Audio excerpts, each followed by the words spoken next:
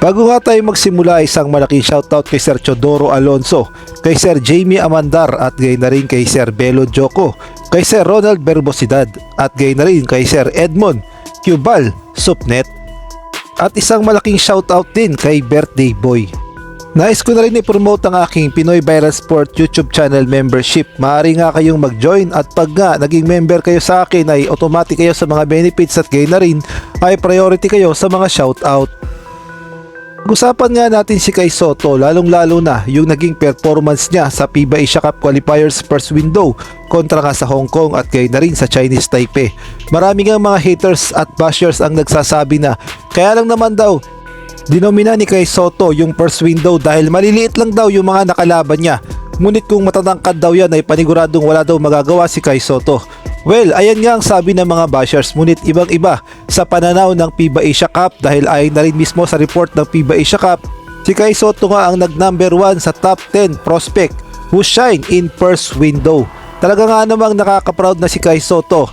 Ang number 1 na na-featured nga dito sa FIBA Asia Cup na promising prospect, naniniwala nga sila na kayang-kaya pang idomina ni Kai Sotto ang larangan ng basketball pagdating nga sa FIBA Asia Cup.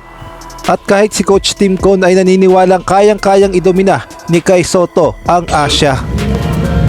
Although, right now what I say about Kai, he is going to absolutely dominate Asia. I've always felt that. If you get him in the right spots, he can absolutely dominate Asia. For him, the next spot is to get up to the European level and the NBA level. And we're hoping that we can help him get into that level. And there may be a time where we might lose Kai. He may not be able to join with us because he might be in the NBA. And we'll be very, very proud of that. Kung atin kasing babalikan ang kapanahunan ng mga center sa Asia, partikular na itong si Ahmed Haddadi na talaga namang tinulungan ang national team ng Iran upang makakuha ng gintong medalya at maghari sa Asia pagdating nga sa FIBA Asia Cup at gayon na rin sa mga Asian Games. Masasabi nating napakalakas talaga ng center na ito.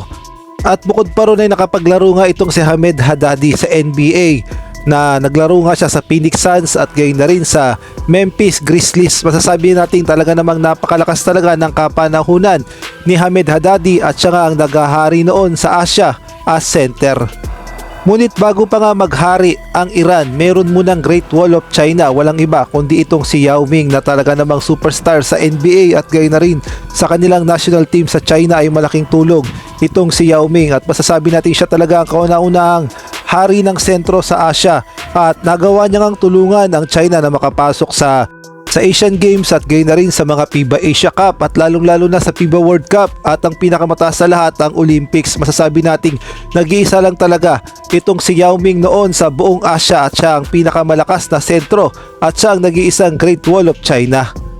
Kaya naman marami nga ang naniniwala na kung naghari noon si Ahmed Haddadi at gayon na rin si Yao Ming, ngayon daw ang tamang panahon para kay Kai Sotto na maghari naman sa Asia. Kumbaga, ito daw ang era ni Kai Sotto. Kaya naman kung ating makikita ay talaga namang pinagsisikapan ni Kai Sotto na maging dominante. Ito nga, nagpa-practice pa siya rito ng 3 points dahil gusto niya ay may tira siya sa labas at gayon na rin pinapalakas ng kanyang coach ang kanyang pangangatawan dahil alam naman natin noon na papayat-payat si Kai Sotto. Ngunit ngayon nga ay may laman na at napakaganda na ng pangangatawan ni Kai Sotto at pwede nang makipagpwestuhan at makipagbanggaan sa ilalim. Kaya naman hindi talaga malayong mangyari na masundan ni Kai Sotto ang yapak ni Ahmed Haddadi at gayon na rin ni Yao Ming pagdating sa pinakamalalakas na sentro sa Asia.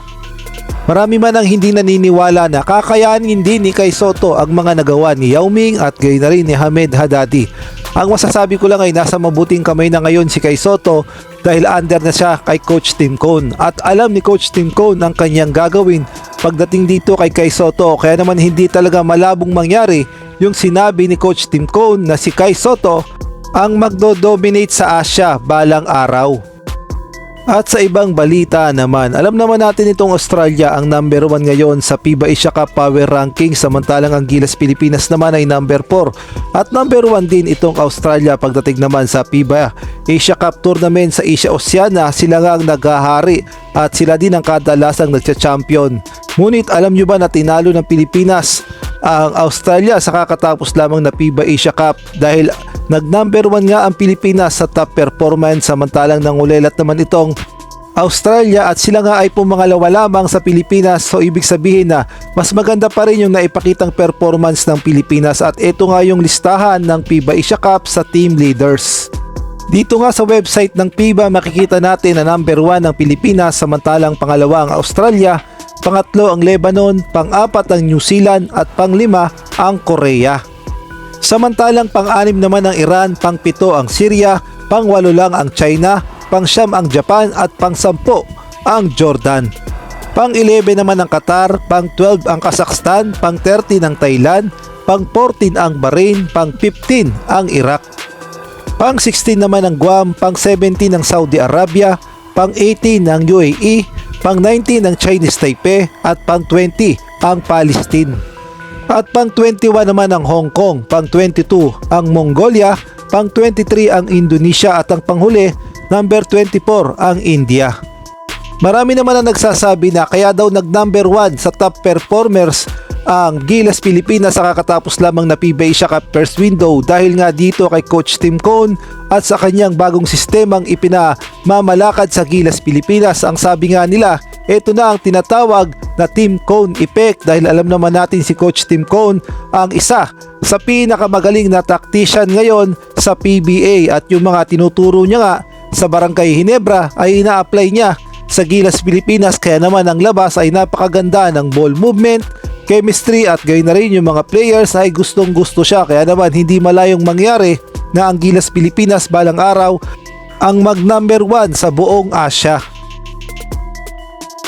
Marami naman ang nagsasabi na tatambay lang daw saglit itong si James Yap sa Blackwater Bossing ngunit kalaunan daw ay matitrade din at kukunin din ng Magnolia at magbabalik sa kanyang totoong tahanan. Trending kasi ngayon si Matt Ganuelas Racer na alam naman nating pinamigay na ng NLEX sa Blackwater Bossing ngunit marami nga ang nagulat ng bigla na lamang napunta sa Talk and Text tropang Giga. Kaya naman naglalabasan na mga comment ng mga PBA fans at dito nga sinasabi nga nila na nag-harvest na naman daw ang MVP group at talaga namang ginawa nilang farm itong Blackwater Bossing. At kung kayo naman ang tatanungin, per trade ba talaga ang nangyari dito? O baka naman nag-harvest talaga ang MVP sa Blackwater Bossing? Maaari kayong mag-comment diyan sa baba. Samantalang ang dati namang import o reinforcement ni Justin Brownlee na si Kuya Tony Bishop ay naglalaro na ngayon sa Panama at nire-represent niya nga ang kanyang bansa para nga ito sa FIBA America Qualifiers at meron pa nga siyang mensahe sa kanyang Instagram account.